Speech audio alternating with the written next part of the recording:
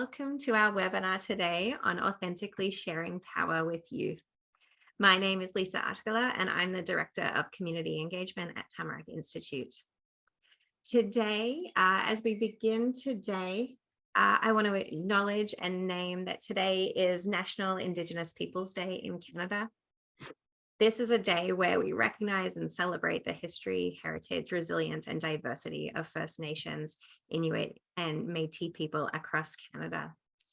And so as we think about this day and what it means, we know that we need to, we're invited into the process of truth, of educating ourselves, of knowing what lands we're on, of reckoning with the impacts and harms of colonization, and then to step into reconciliation, to take action. So as an organization, as Tamarack's mission is to end poverty in all its forms, we know that that's only possible if we center Indigenous people and communities. And so as we focus on the actions that we're taking, we're working with Indigenous nations to center youth in their work of ensuring that communities are never acted upon, that youth are in the driver's seat and decision-making position. And so that work is ongoing, but we want to really spend time thinking and focusing on what we're doing individually, especially on this day. And I hope you're able to spend some time outside on the land as well today. It's also the summer solstice. So with that, I invite you to share any reflections that you have in the chat. Of taking a moment. Feel free to put both feet on the ground for a minute, to take a sip of water, to look out the window, and we'll just take 20 seconds to reflect, and feel free to share something in the chat. So I'm excited to welcome you, Meleah, to our time together today. Meleah oversees all aspects of Northfield Youth First and coordinates over 90 youth in their service on local boards and commissions through the Youth on Boards program. And last year in November, I was fortunate to hear Meleah share about these initiatives she's working on. And ever since, I keep pointing to her resources and wanting to bring just these inspiring ideas to our network. These initiatives focus on sharing power with youth, inviting youth into leadership, decision-making roles, and to ensure that youth are set up to succeed. And I think the other really big part of it is, how do you help adult allies make space for youth? How do you help? How do you kind of get out of the way? And so I know that that's a big piece of the work as well. Meleah has been so generous in sharing the nitty-gritty on her processes and resources, and desire to make it easy for others to do this kind of work. So Meleah, I just want to express our gratitude for you to you for joining us today. Well, thanks for having me. I'm very excited to be here. I guess I didn't realize there would be people from Cameroon. That's awesome. That totally changes everything. Oh, I love it. So for our time together today, Meleah is going to share about 3 different initiatives that she's involved with to share power with youth. And there's just a few assumptions that I want to name as we get started. So we're not spending time today making the case for youth leadership. We assume that everybody is here who believes that this is important, that youth have the ability and the desire to contribute and lead. It's more, how do you make it happen? How do you change processes or create initiatives that enable that to happen? So yeah, we're really going to focus on these processes, enablers, lessons learned that Meleah has learned along the way, so that as you seek to change things where you are, that can be as easy and effective as possible. So really focusing kind of as well on what adults can do to authentically share power with youth. So we encourage you to add questions at any point to the Q&A panel. Meleah will share about 3 initiatives, and then we're going to protect time for Q&A. We really are expecting, and we welcome any of your questions around how it might work. And so keep those coming, and then we'll prompt more questions at the end as well. So I will hand to you, Meleah. Great. And I'll share the screen again. Great. So thanks for that lovely introduction, Lisa. And I think how I've kind of set up for the next 30 minutes or so, or however long it takes, is that I will talk about the 3 initiatives that Lisa mentioned, and then I'll kind of talk about a little bit of the structure and how we do it here, kind of that background stuff. And then I hope to be able to answer any questions that you might have, and give thoughts and opinions and share other resources. So I'm excited to hear what you guys have to say and where you might want to go with it. So our initiative is called Youth First. It's our youth engagement program here in Northfield, Minnesota. And so if you go to the next slide, I just want to share a little bit about what Northfield is, just to give you a little bit of a context. So our motto is home of cows, colleges, and contentment, which sounds idyllic, and lots of it is idyllic, but we are about 40 miles south of the Minneapolis-St. Paul area here in Minnesota, and we are in what is considered a rural area. So we're surrounded by farms and farmland. But we do have 2 small liberal arts colleges in our town, and that will play in a little bit, and I will reference back to that again, and when I talk about the age group that we typically work with. So our town, our biggest employer is our school district. We don't have a lot of industry in the town, and then so our school district, and then 2 colleges, and we are in a more conservative area. Like if you look at a political landscape, we are in a very conservative area, but we're more of a liberal hub in the middle of a conservative area. And so all of those things kind of play into how you engage with youth, and what the atmosphere is like when you do engage with youth. So 22,000 people, that includes the college population, but the 2 colleges are Carleton College and St. Olaf College. I'm not sure if anybody's ever heard of them, but that's where we are. Next slide. So Youth Voice in Action. I have been doing this work for about 9 years. I come to this work in a very twisted path. I started as an accountant, moved on and became a surgical intensive care nurse, moved into the nonprofit area, was an executive director of a cancer support nonprofit, and then worked as a consultant doing strategic planning, and I was working with Healthy Community Initiative as a consultant, and it was a very small organization at the time, and they didn't have anyone to take a group of youth up to some training, and they were just like, the executive director was like, is there any chance you could do this?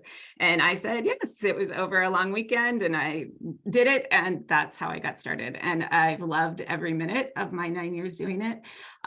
Youth are unique. They have a unique point of view.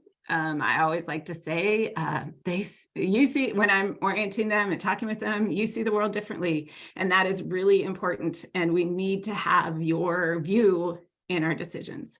So Youth Voice in Action has become my passion, and I guess that's about it. There you go. Next slide.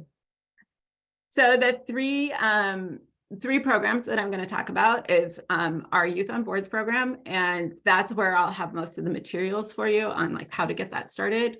It's a big program here in Northfield. The second program I'm going to talk about is something we call the YEA Data Summit, the YEA Data Summit. We let youth name it, so it's Youth Excelling Achievement. They loved their little acronym. So it's a data summit, and to share what that was like. And then Youth Bank, which is another program that I run. So Youth on Boards and Youth Bank are the 2 biggest programs that I run. Next slide. I know Lisa started with that we are all on the same page here, that youth voice is important, but we have often in our world as adults say young people will design our future. And when we go in with that mindset, we exclude them from the here and now. And so young people can design our future, but they can also have a huge impact on our present. And my work has been all about how do we invite them into those spaces so that we are tapping into their knowledge, their ideas, their passions, so that they're not excluded from our present, that they are in the spaces and helping us make those decisions. So I feel like this is an outdated saying, so I just want to put it out there. Don't use the same. No, my opinion is don't use the same. So the Youth on Boards program, as Lisa said, we have about 90 students serving in the Youth on Boards program. Our goal this year is to get us into triple digits. They serve in 4 main areas. Well, 3 main areas. One has 2 parts. The first is like the city boards and commissions, and that is made up of both the Mayor's Youth Council and the city boards and commissions. Our mayor back in 2006 went to a National League of Cities conference and heard about a Mayor's Youth Council, came back in 2006, said they wanted that. So this program, it has been around that long. It started with 12 students, so Northfield has 1 primary high school. It has an alternative learning center, but 1 primary high school. And so the youth for the Mayor's Youth Council were all coming from that high school. And after about 3 years, they came to the adult advisor at the time and said, we are acting as a student council within the city. Or within the school, we want to act at that city level. So we think you need to create the district youth council. And so they created this district youth council that would focus more on school and school district issues and concerns, so that the Mayor's Youth Council could focus on that city-wide look. And I love the fact that the youth said that we're recognizing that we're not doing what we're supposed to do. So that happened in about the 2012 timeframe. In 2015, we had a partnership develop with a foundation here in Minnesota, and they came to Northfield and said, we want to try this. We want to try expanding where we have youth serve. And so it's a partnership between the city of Northfield, this foundation called Youth Prize, and then Healthy Community Initiative where I work. And through that partnership, we decided to put youth on every single board or commission in our city. And so there are 13 of them. So they serve on everything from the Arts and Culture Commission to the Planning Commission, the Economic Development Authority, Housing and Redevelopment Authority. So all of a sudden we went from having 12 to 16 youth that were doing youth or government kind of influence and understanding what the city was doing, to now we have over 40 youth that serve on those different boards and commissions throughout the city. At the same time, with that partnership, we decided we wanted to really push into nonprofits and say there are great nonprofits doing work in our community, but and a lot of them are focused on youth, right? And what youth need in the community, but they're not engaging that youth voice. And so we started an outreach to nonprofits, and we are currently at 11 nonprofits in our city that have youth voice. And so we have about 22 youth serving on nonprofit boards. Next slide. So when I think about the Youth on Boards program, why do we do this? And it's what we've talked about. You know, young people should be involved in decisions that impact their lives. They're creative, they're interested, and they're really bold in what they want to do. I love when you're with youth members and something comes out of left field, and an adult would filter that through all of the things they've done in their life before and say, oh, we can't do it because of this, this, and this. And youth don't have that experience or that history, and so they don't filter. And so these new creative ideas that adults might pull back on come to the forefront. And so they want a voice. They really want a voice in things they care about. And I think we often underestimate young people. And so with bringing them onto the boards, we stop underestimating them and we believe in the power of their voice. To give you a couple examples of where youth have had some impact, I'll share one, and it's from several years ago, but we had a youth serving on the Planning Commission, and the Planning Commission was spending a lot of time determining where some new bike trails would go. And they had gone through the Planning Commission and the Parks and Rec Commission and come back and they're at final approval. And our youth board member speaks up and says, this bike trail goes right by our high school and there's not a spur off of it to get to the high school. And all of the adults in the room went, oh, we didn't see that. So here they were ready to do this infrastructure project and spend a fair amount of money.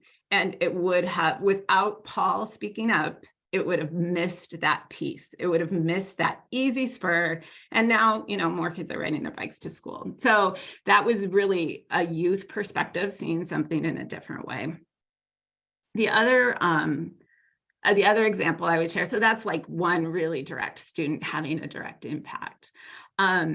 And then on the district council side, the district youth council and the school board side, I've got a couple examples, but I'll only share one this time around.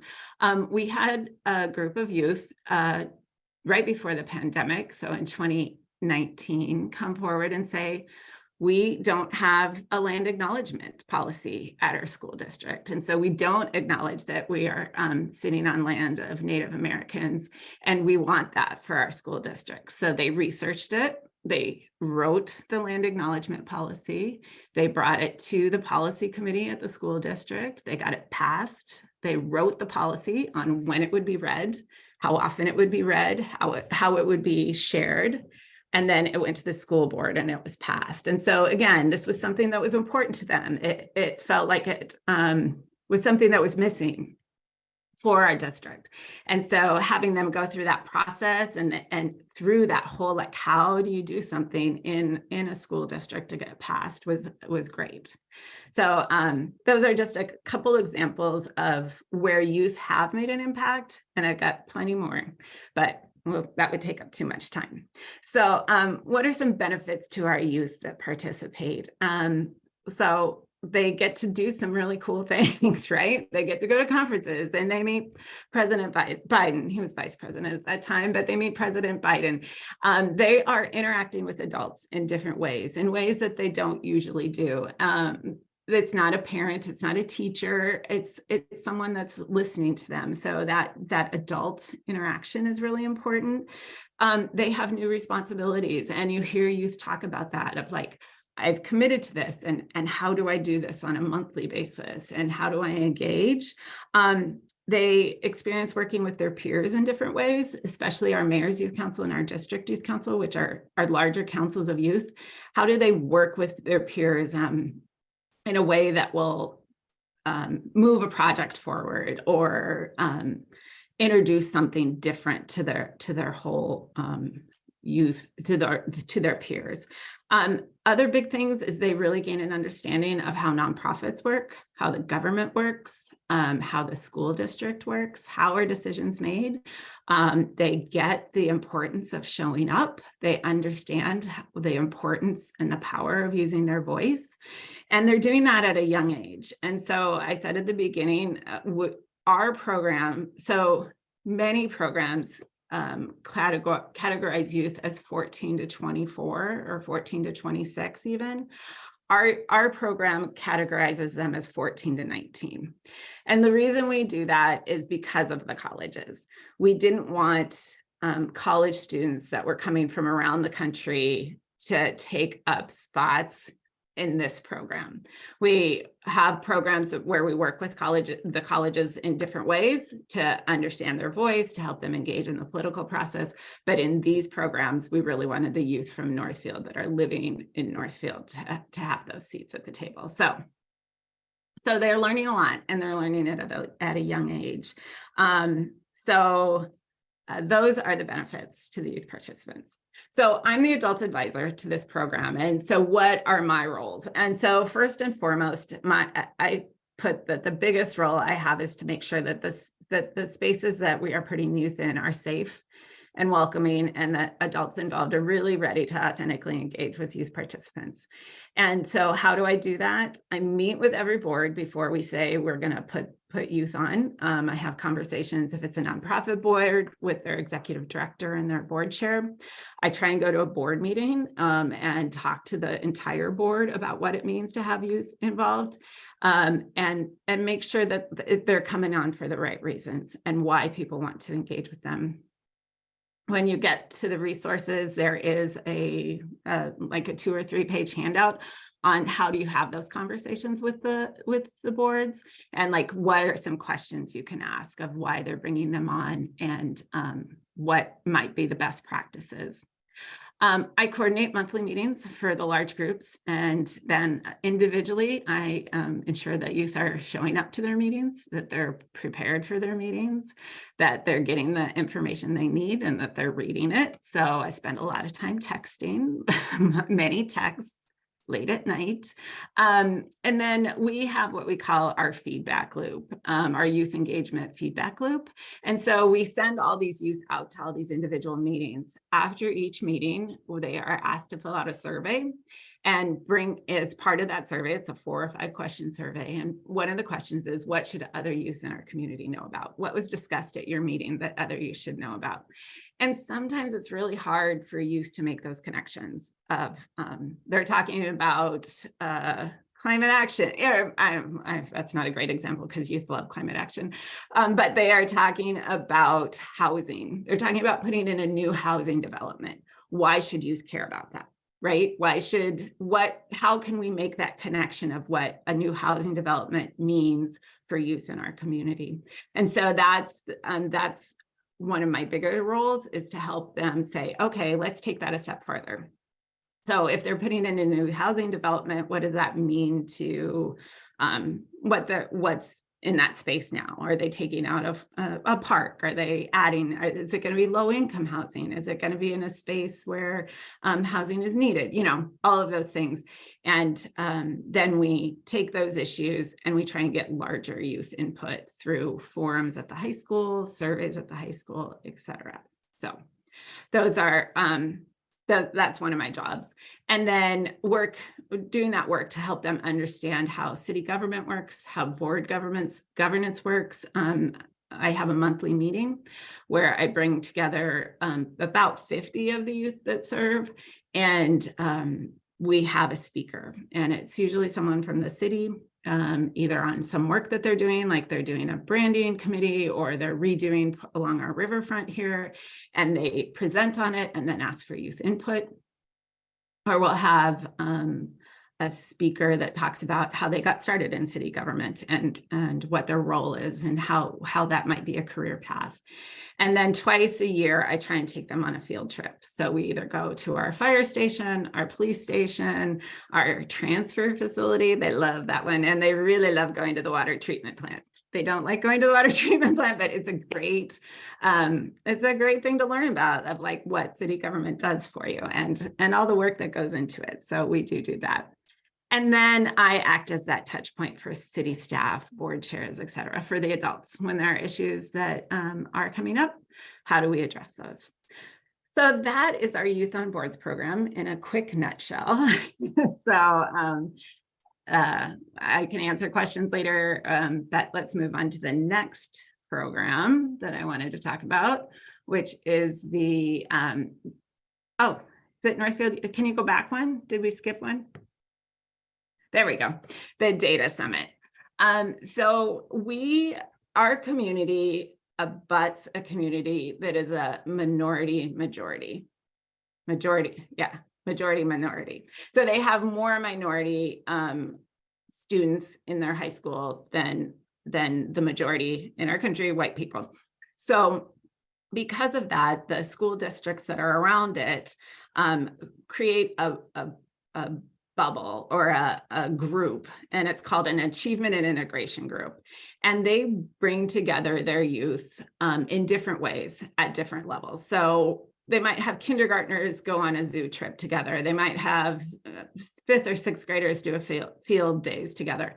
For us at the high school level, we said, here is a great opportunity to get youth from 4 different school districts to come together and look at data. We survey our students a lot. We ask them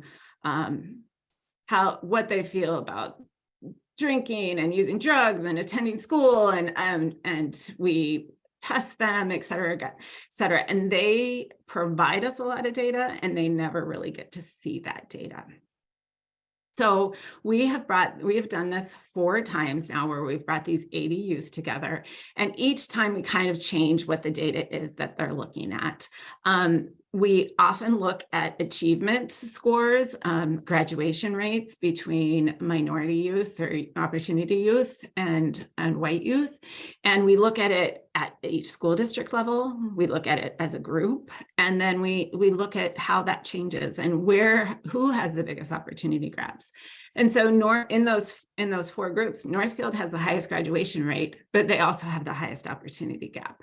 And that was really interesting for the youth to see and for the youth to give feedback on. Why is that? Why is the opportunity gap so big in Northfield, whereas in Faribault, which is our majority minority group, their opportunity gap is not as big, right? So what is needed? And so the youth interpret that data, and then they come up with a plan, and they are charged with holding the administration accountable to try and implement that plan. So for Northfield youth, their plan was to make sure that there was more mentorship opportunities for youth as they're going through. They feel that our minority populations don't have enough touch points. They don't have enough adults in their life. And so they have a small mentorship program that's in the first semester of their freshman year. And so how is that expanded to go through at least their sophomore year? And that's something they're working on with the administration. But it's this idea of like, we ask them to give us information, and we never share that information back with them. And what do they see as something different? How do they interpret the data? So the Data Summit, it's really great to have youth from different districts meet each other, learn about each other, and then also give perspective on what their district is doing that's different than ours, and how that could be helpful. So, all right. And then the last program I will talk about, and I always end with this program because it's my absolute favorite program. It's called Youth Bank. Youth Bank is a program that's really at its heart, it's a youth philanthropy program. I think the next slide, Lisa, if you don't mind. So Youth Bank, it's this youth-led grant-making organization. They are led by young people, and we put money directly in the hands of young people, and they decide how it will be spent. So it was started in Northern Ireland. It was started in the 1980s, late 1980s, early 1990s during the Troubles. And it was a way to say, we want to get kids on either side of this conflict together and see what they think their community needs. And it is spread. It's in 26 different countries or something. And we've had it here in Northfield since 2015. That was the training that I took youth to that got me started on this whole program. And so we've been running it for 9 years. It is really unique. 66 youth have been trained in as team members. So 66 youth have learned how to run a grant making program. So they do everything from community research to setting grant priorities or grant themes. They solicit grant applications, they interview grant applicants, and they go through a really tough decision-making process on what they want to fund. We've received 108 grant proposals. I was doing a presentation this morning, and what I said is that's 108 times that youth have told us what's important to them. It's 108 times we've gotten something very specific that this needs to change in my community. They're telling us what isn't working for them when they're saying we need money to change this. And so that's why I think it's such an authentic youth voice, is that they directly say this needs to change, and I've got a great idea for it. 461 youth have been involved in writing a grant proposal, and 299 youth have seen their grant proposal funded. And that's pretty amazing. We've given out 61 grants, and youth have given out almost $165,000. And that's pretty significant when you think about a youth dreaming of what they can do and how they can have influence. And so it's real money. We believe it makes real change in the community. And again, it's this very authentic way, in my opinion, of you saying, this is what I want to see changed in my community. Do I have a slide on? Oh, yeah. So here are some of our funded grants. I'll talk through them really quickly. The one on the upper right-hand corner, we had some youth that lived in a very lower income housing area of our community come to us and say, our younger siblings are playing in the street and we don't think that's safe. We want to build a park. So we funded that. And so there's a picture of one of the climbing structures in the park. We've funded a Black Student Union book club that happened after the death of the murder of George Floyd here in Minnesota. And how do we get more youth interacting with or engaging with Black culture, Black authors, et cetera. So we did that. During COVID, our youth bank did their own project. So that was something different for them. So when school was shut down, we were having buses go out to deliver lunches from the school district, and they added on these bins. And 2 days a week, it was free hygiene products. 2 days a week, it was free art projects. And then 1 day a week, it was school supplies. And so they did that for 6 weeks. They filled those bins on a weekly basis, or actually several times a week, and sent those out. And so they were being used by the community at a time when that was needed. So often kids get a lot of that stuff at school and they weren't able to access that. They've supported lots of intergenerational discussions on mental health and mental health supports. That's kind of the two on the left there. One is that discussion, and the other is, again, during COVID, and it's actually continued since then, an opportunity for students to give their peers a care package, to just say, somebody's thinking about you. They write a note. It can be anonymous, cannot be, but it has like a lot of mental health sports, tips, etc. And then another project that really, and I'm still fighting to get it changed in another way, there's a big band of youth that can't afford to take driver's ed. Our driver's ed is really expensive. And so Youth Bank has funded lots of scholarships around driver's ed. And here for us, we have a decent sized immigrant population, and youth often are the only drivers for their families, the only ones that can legally drive. That has changed now at the state legislature this spring, and so that will be changing over the summer. But historically, youth were the only ones that were able to get the driver's license in the family, and so getting them through that driver's ed was so important. And so we have funded that a lot. All right. So what are some key components to making it work? It really is, it's a puzzle, and it takes a lot of different things that have to all come together. We want to make sure that we're trying to make all of these pieces fit together. So I'm going to talk through a couple of them here. Next slide. So funding, first of all, you need money, right? You need money to staff it. You need money to, run copies and find space and support the staff that's doing it, support kids having the opportunity to give out grants, et cetera, et cetera. So as I said, our funding has been kind of a triumvirate of bringing things together. So our city brings in a third, Youth Prize, which is the foundation in Northfield, brings in a third, And then individual donors and smaller grant funds make up the other third. Our program is pretty lean, actually. We do this for around $60,000 a year.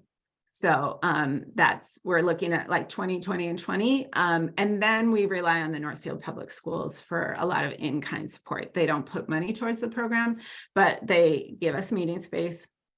They give me office space. So I'm actually officing out of the high school, which is really great. So I'm right there with the youth.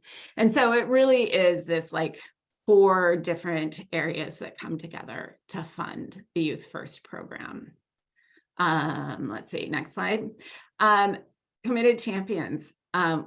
Who for us has been our key champions? Well, it started with the mayor in 2006 and then a mayor again in 2015. And this is our current mayor. And she has been an amazing champion. She comes to our mayor's youth council meetings. She's the city council liaison to that board or commission. And so she comes to those meetings. So she's there twice a month meeting with the students. So it's a lot of face time. And so the youth feel valued, right? They understand the importance. Our superintendent at our school district has also been a huge champion. Since I've been doing this work, the superintendent has changed, and it's been an amazing change for us and for our program. Our superintendent really values youth voice. He made the change to put youth on every single committee that the school district has, as well as having the district youth council. So we have youth that serve on facilities. We have the facilities committee, the finance committee, the curriculum committee. So lots of different places that feel really organic and really real to youth, and their voice is valued. Our chairs of the commissions are really important. Our nonprofit leaders in the community are really important. And then I don't have this one on here, but the board for the organization I work for is invaluable, and they are champions throughout the community, talking about how important this is. We're a youth serving organization. We have 4 youth serving on our board, and it's important that all 4 youth are there. And we walk the walk. Let's see, next slide. So we also want to make sure that we are specifically inviting underrepresented populations to the table.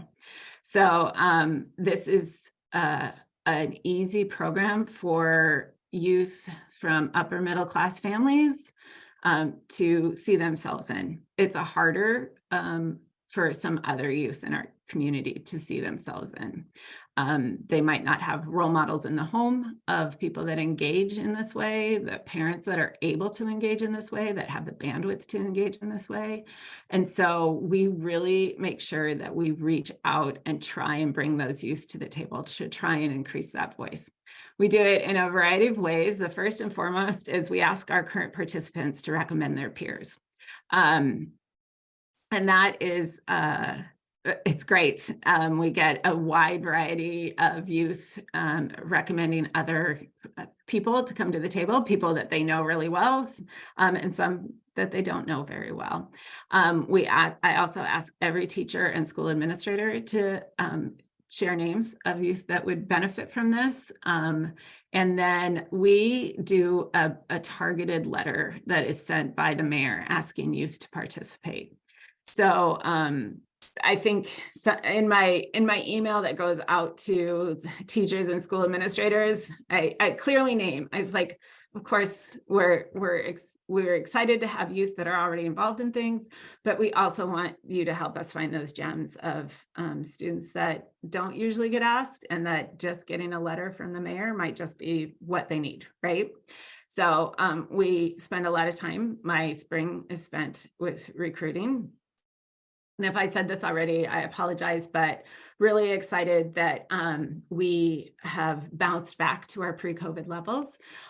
So we had a couple of years where it was tough and we didn't have enough youth to fill all of our board positions. And this year I have 30 youth sitting on a waiting list. So we have over 130 youth that want to participate in this work, which is great. And so it's been really fun to see that bounce back and see youth ready to engage again. Next slide. One of the things that was in that puzzle that's really important is mentors. That's one of my primary roles, obviously, as the adult advisor, but I can't be a mentor to 100 kids. It's just not possible. And so we really work to try and find mentors within those boards and commissions, and who can we pair those students up with.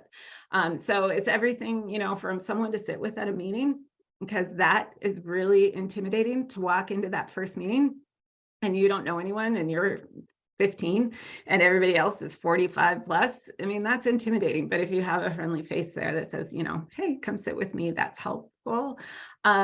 Technical assistance for our youth, for our youth that serve on nonprofit boards, financials are their stumbling block, right? And it's for a lot of adults as well. But we do some trainings with them to say, okay, here are your key numbers, but also to help find a mentor. And then a mentor to act as a sounding board for different ideas. So we work with all of the board chairs and then the city staff to try and identify someone on that board or commission to pair up with each youth.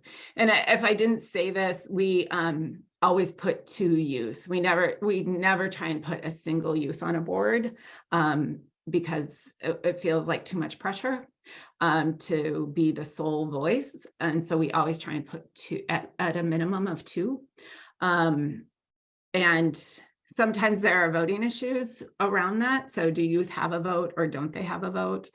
Do both youth have a vote? Do they share a vote? We try and work through each of those individually. On our nonprofit boards, every youth member has a vote. On our city boards, if they are a taxing authority, like the Housing and Redevelopment or the Economic Development Authority, youth can't have a vote legally. So I spend a lot of time talking to them where your power comes from. And your power comes from asking questions, sharing opinions, and they are allowed to do all of that.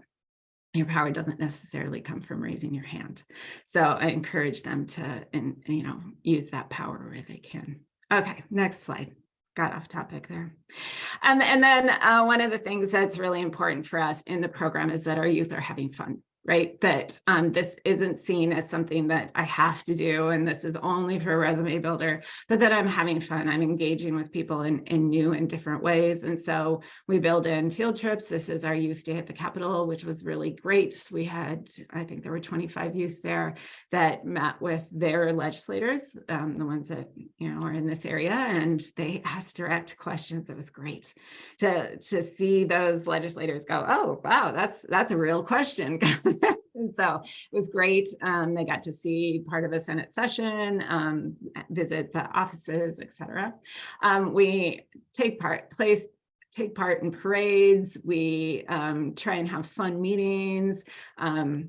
So fun is part of the program and really important to us. And that's my babbling. So this is a getting started page that has a lot of resources.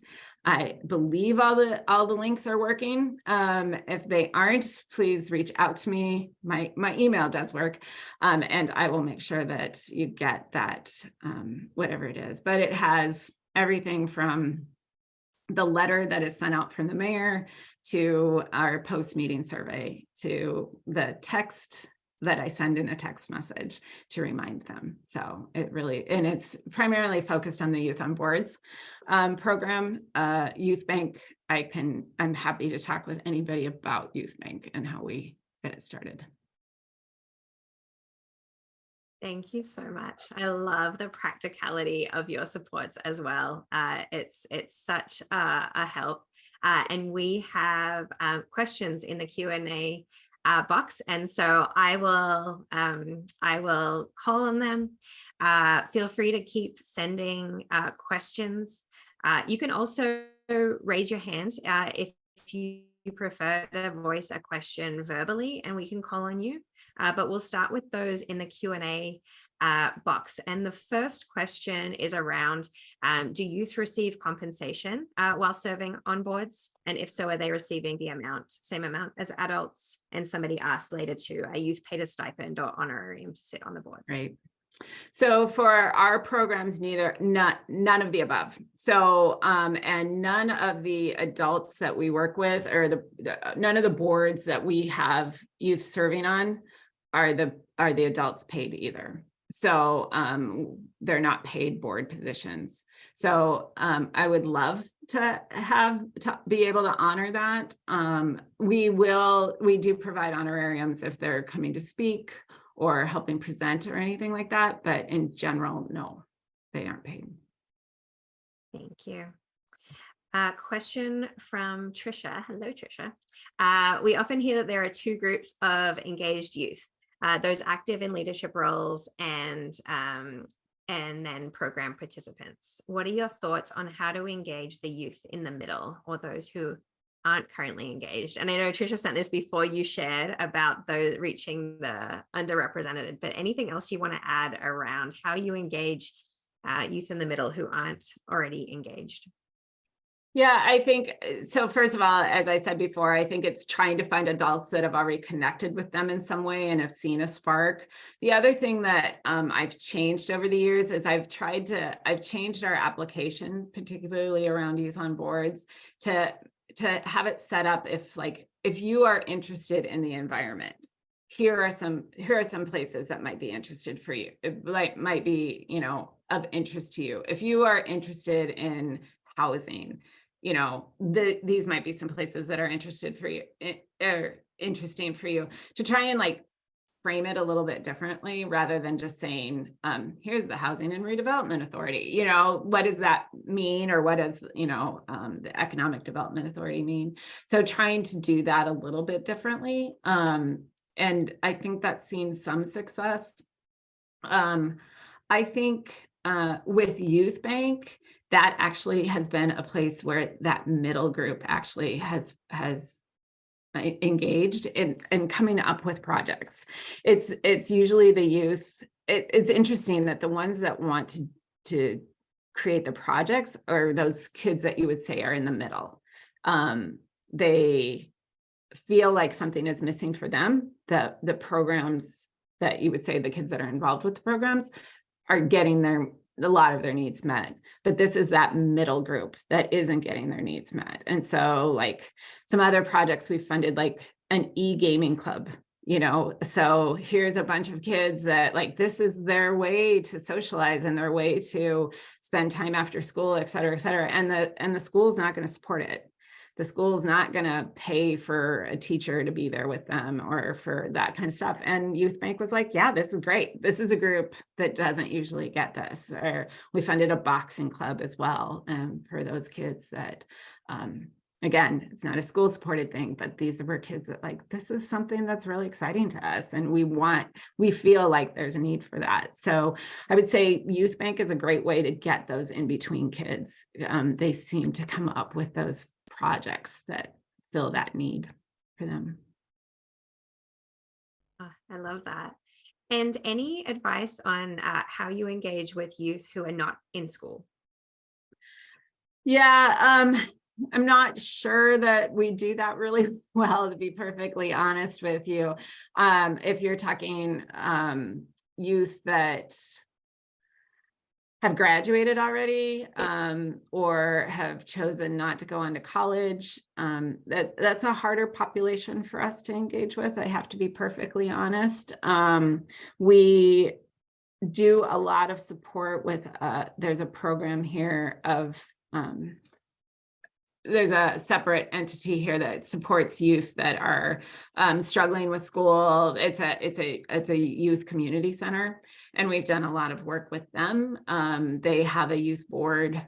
We use them as part of our community research in Youth Bank, and so we ask them what is important in their world and help us develop our themes. We've funded a lot of projects for them, but we probably use other organizations to get to those youth rather than direct through these programs. Yeah, I'm hearing that relational approach is kind of a thread through absolutely everything you do. We have 7 more questions, and so maybe we can kind of rapid fire it. Sorry. And so there's one around, what are some of the ways that you're reducing barriers for youth when they have other life obligations? And then there's also a question around, how do you deal with youth serving on meetings that happen during school hours? So like, how do you help navigate multiple priorities? Yeah. So for those that are serving during school hours, again, it's that relationship with school administration. School administration absolutely supports this, understands that this is a need. I specifically do not work for the school so that I can drive kids. So that helps. I drive kids to a lot of meetings. So that's one way to reduce barriers. We also have worked with the city to make sure that all of the meetings happen at the same time. So all of the city boards and commissions are at 6 o'clock at night. And so youth know that that's when they need to be there. So that's been really helpful of like that standardization, and the city was great with that. Let's see, what else do we do to reduce barriers? We have set up babysitting if needed, like if a drop-off place, we have another program going with babysitting happening. And so if they're in charge of their siblings, they can drop them off at that babysitting so that they can be at a board meeting. We make sure that they have hotspot access if they need to be at a Zoom meeting. We make sure that they have that access to get board materials, et cetera, et cetera. Mm-hmm. What tips do you have for getting youth to complete follow-up tasks between meetings? Well, my text message really high, but I think it also goes back to that relationship thing of like, what's in the way? I'm a pretty casual person, and I'm pretty casual with youth, and I've been able to develop more of that mentor friendship type of thing of like, how can I help you with this? How can I prod you along? And then also having youth hold their peers accountable. So our mayor's youth council, our district youth council, they're run by youth. So they have chairs, they have co-chairs, and how do they hold each other accountable? So I would say that kind of gentle prodding, developing that relationship, understanding what's going on with their world. So, yeah. Are you currently the only employee with the organization? And are there any youth roles or strategies for employing youth? I'm not the only employee. We have over 40 people employed at HCI. I'm the only one that does the youth engagement work. We're a pretty complex, larger organization that does a lot of different things. And yes, we have different areas where youth engage as employees. We have student workers that help with like office staff. We have a lot of internships over the summer where they're engaging with our lower income populations and doing stuff in the parks, like nights in the park. And then we've run different reading programs, where we employ them as reading mentors, et cetera. So, but with the youth engagement work, I'm doing it here in Northfield. There's another person that does it in a town further south of us on a much smaller scale. So there's two last questions. Oh man, another question just came in. So there's a question from Karen around, how does the Youth on Board program prevent youth from feeling like it's a token or checking a box, or that an individual has to speak for all youth? And so is there like, what are you doing to help approach that tension and risk? Yeah, so we run an orientation with all the youth members at the beginning, and then we do individual orientations on their separate boards with the youth board and the chair. But in that general orientation, one of the things we really, really stress is that do not let adults put you into a corner and ask you to speak for all of your peers. You can't do that. You can speak for yourself, and then you can go out and do some work and then get some more information and come back and bring a peer view back to that board. And so that's what when I talk about our input model or our feedback loop, that's how we help them do that. How do they go back and get more information through surveys and forums and et cetera with their peers? That idea of tokenism, I think having 2 youth is very important on every board to help fight that. And also just we encourage all of our boards and commissions to have space on their agenda for youth updates every month. And so that they are engaging in different ways with each board and commission. Thank you so much. Chantel is asking if you have more information about the driver's license program. Is that right? Yeah. As far as how it was run or et cetera, Chantel, why don't you send me an email and let me know what you're interested in about it. And I'm happy to answer those questions. But yeah, it was another youth group that came forward and said they wanted to run a scholarship, and they came up with an application, and then we had adults help them, with facilitate paying the money. But yeah, the youth determined who would get the scholarships. I love it. I sadly have to call it there. That was a rapid fire questions because there are so many. I had a page of questions that I didn't even get to ask. But I am just so grateful, Meleah, for your generosity with all you share, right? Like if you've developed it, here it is for everybody else. Absolutely. I just want to appreciate. Yeah. And again, if links aren't working or you have other questions, please let me know. I'm happy to help in whatever way I can. Wonderful. Jamie, I'll hand to you for any last word with announcements. I know you put things in the chat, but why don't you close us off, Jamie? Sure. So thank you everyone for joining us. I'll be following up with an email with relevant links and upcoming events, and we'll be looking at the questions that were asked to see if we can cover anything else that might be relevant to folks who registered. I shared a couple of links in the chat, one for next week's webinar on place-based change, another upcoming one on grassroots versus grass tops in relation to climate action work. Otherwise, thank you for joining us today, and thank you very much to Meleah for sharing her expertise.